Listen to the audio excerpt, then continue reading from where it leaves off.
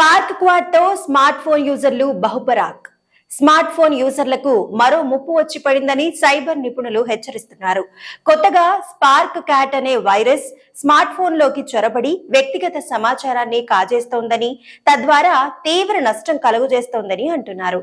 Cyber security సంస్థ Casper sky చెబుతున్న వివరాల ప్రకారం ఈ స్పార్క్ క్యాట్ వైరస్ మాల్వేర్ రకానికి చెందినది. ఇప్పటికే దీన్ని 28 యాప్లలో గుర్తించారు. వీటిలో 10 ఆండ్రాయిడ్ యాప్లు కాగా మిగిలిన 8 iOS యాప్లు ఈ స్పార్క్ క్యాట్ వైరస్ ఫోన్లలోని స్టోరేజీకి వెళ్లి స్క్రీన్ షాట్లను, ఇతర ఇమేజ్లను స్కాన్ చేయడం ద్వారా డేటా తస్కరిస్తుంది. ముఖ్యంగా ఫోన్లలోని క్రిప్టో కరెన్సీ వివరాల గురించి శోధిస్తుంది. ఇది ఎంత తెలివైనది అంటే అనేక ప్రపంచ భాషలను చదవగలుగుతుంది.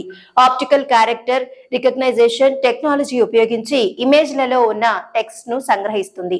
ఆ వివరాలను హ్యాకర్లకు చేరవేస్తుంది. అందుకే ఇటీవలే ఏవైనా అనుమానాస్పద థర్డ్ పార్టీ యాప్లను ఫోన్లలో ఇన్స్టాల్ చేసుకుని ఉంటే వాటిని